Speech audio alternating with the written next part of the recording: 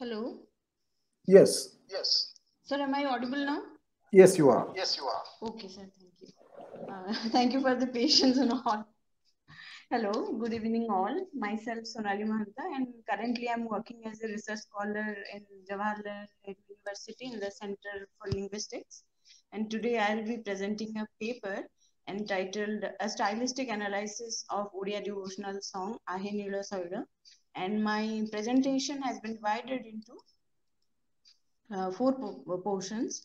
First is introduction, then the next is the phonetic transcription of the song. But as I'm doing it from my phone, it's not possible for me to share the screen now because anyways. And the third part is an overview of the stylistic elements, structural formation and semantic function, and finally the conclusion. So in introduction, I'll be talking about a little about the uh, uh, writing period of the song, and then I'll move forward towards the main content of the presentation. Ahinira Soila, one of the most revered devotional Odia prayer written by Bhakta Kavi Salavega, which has enriched the world of Bhakti literature. The prayer was composed during 17th century, and the proposed paper aims at doing a stylistic analysis of the prayer and concentrates on those elements for finding out the stylistic components. The stylistic analysis has been done with the help of certain factors such as structural formation and semantic function. The structural formation has taken into consideration the factors like authorial style and used rhetorical devices in the song. Authorial style suggests the authorial voice, the unique morphological structures, syntactic pattern, and narrative strategies which author deploys for mediating the meaning with its readers. In addition to it, rhetorical devices survey the literary instruments such as simile, metaphor, personification, and many more, used for the beautification of the prayer. The semantic functions looks into the literary content and contextual analysis of meaning. Further, literary content suggests the thematic substance and treatment with the subject matter. The semantic function also help in finding out the intent and meaning getting conveyed through the prayer. The attended analysis delves into the formative as well as the functional domain to designate the stylistic components of the literary creation. This paper has employed several secondary sources and a few primary sources for attempting its stylistic analysis. Then overview of the stylistic components. In structural part, I have looked into various linguistic levels. First one is the phonetic level, next is morphological level, and next one the syntactic level. The phonetic level, here I looked into the rhyming scheme used by the poet. And basically this, the most prominent rhyming pattern is the end rhyme, where every end, the occurring, the sound there, those are occurring at the end, they are only rhyming in the verse line, like Barona, Dolona, then Jolena, Apana, Kashana, Tarana, then Janana, Barana, so on and so forth. So these are the rhyming scheme is end rhyme because this is occurring at the end of the verse line. Then while talking about the morphological level, I have looked into the various word categories. As we know that the part of speech category has been divided into 8 part speech categories where both major and minor speech categories are being included. Those part of speech categories are noun, pronoun, verb, adjective, adverb, preposition, conjunction, interjections. So, Bhakta Kavi Salavega has used all part of speech categories except the conjunction and the interjunctions. And he has used various synonyms like Sriranga and Nila Sohila instead of referring directly as Lord Jagannatha, and which are occurring at the initial and final line of the poetry. Then we can find here some locative cases. As I'm talking in terms of morphological level, so I have also considered the case system, where the case system basically talks about the role of noun and pronoun within a syntactic structure, within in relation to the other word categories. So we can find very agglutinative forms. Agglutinative forms means there is a gemination of two sounds, and they are not simply concatenated serially.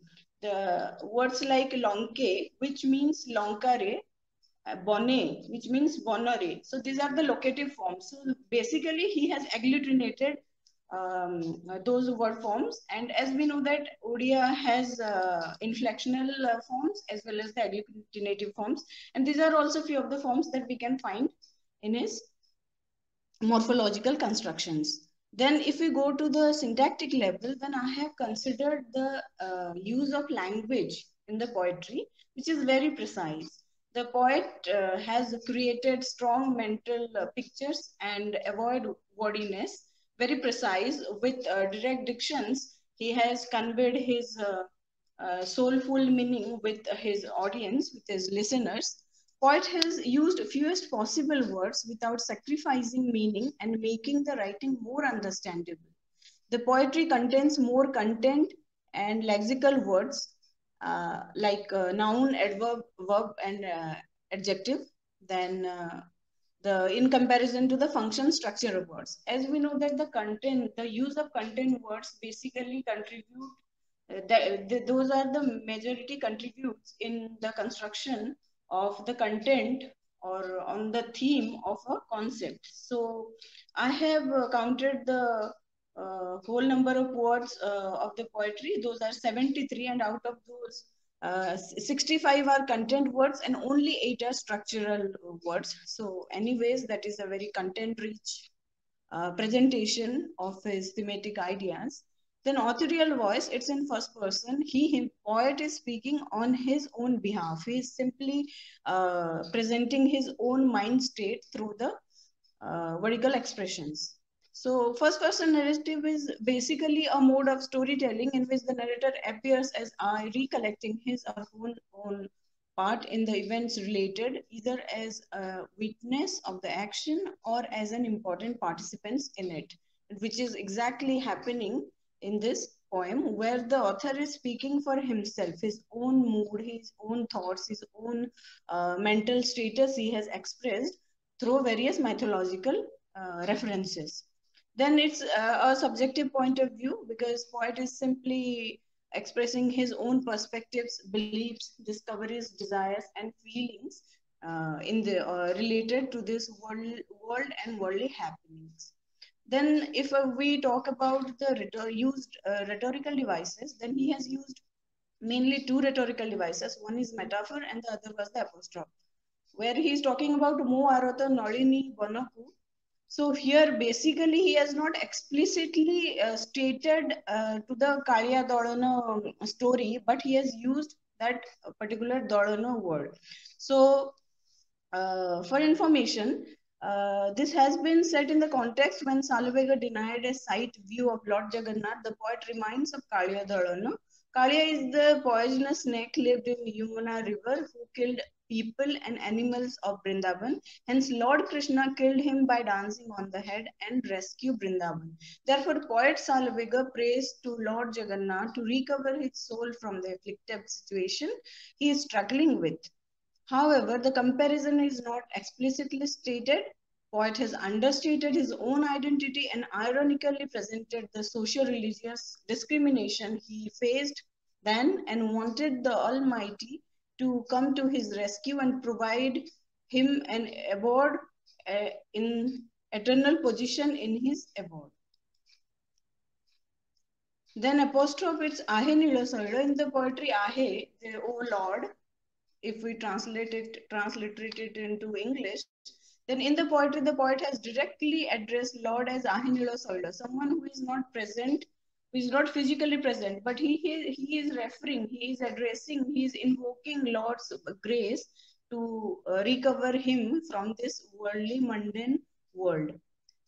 So these are the morphological, syntactic, and phonetic constructions of the particular poetry. But if we go to the semantic function, then we can find out the reciprocation between the structural elements as well as the semantic representations.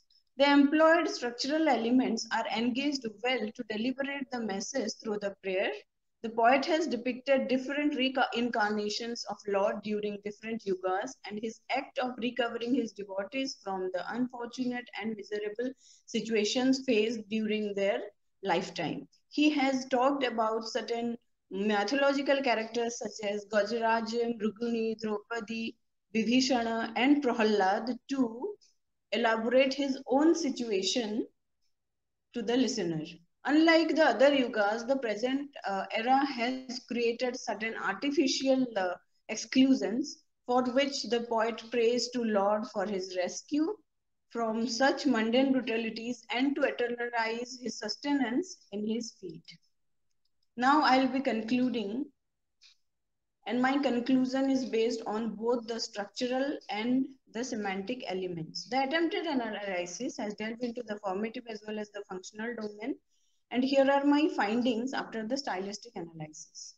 Prayer is very rich in content and avoids unnecessary detailing, appropriacy in diction and morphological constructions. Maintenance of syntactic simplicity is very much in the written poetry.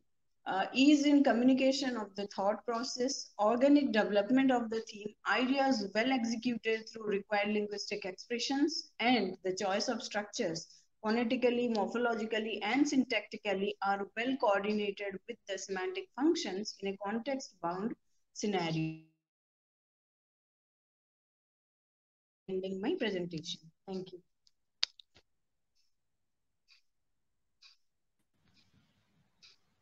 Thank you, Sonali. It is a very, again, I think, interesting and engaged, yeah, I mean, engaged, paper with engaged with the text. Uh, some kind of problem with my with my system. Please, ask your questions, and I can see Urmishri if can respond and take care.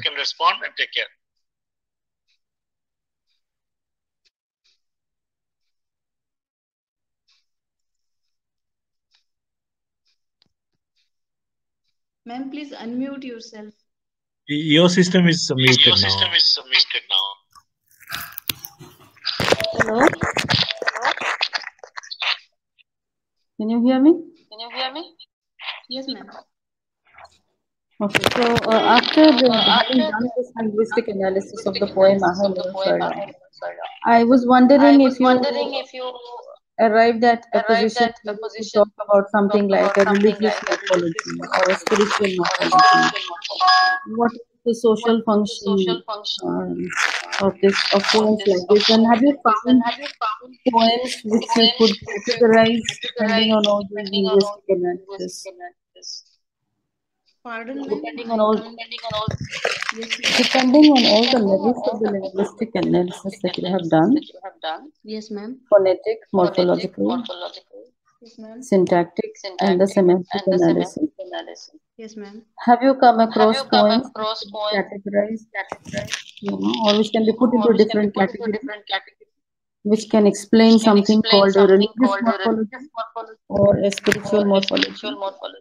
Ma'am, till date, I actually now itself I came to know about the religious morphology and all. But yeah, definitely I'll be looking into it in your future. It's a very a great idea, ma'am. Yeah, I'll definitely be looking into it. Yes. Yeah.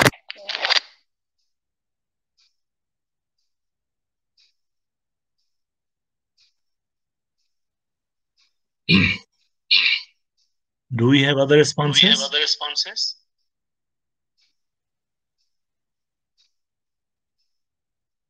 Questions, please, to Sonali.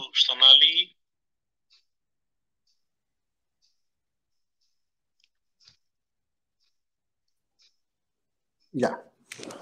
Thank you, Sonali. What I actually like about your presentation Yes, sir. is that it gives a detailed analysis of a poem. Okay, sir. Thank you. So that engagement with the text is what I appreciate. Thank you very much, sir. The two suggestions that I had, Yes, sir. and I'm taking a pause because of this echo. Yeah, now the echo is gone. So the two suggestion is, one, consider if you expand the archive a little. This is one Janana, and Janana is a genre. So if you want to expand the archive a little and take a few more samples of the time and do an analysis of the genre in the particular period in which Salabega wrote, that's one way in which you can arrive at something that Urmi was referring to as a kind of a spiritual morphology or something like that. Keeping a few more texts in mind and then doing an analysis. I think we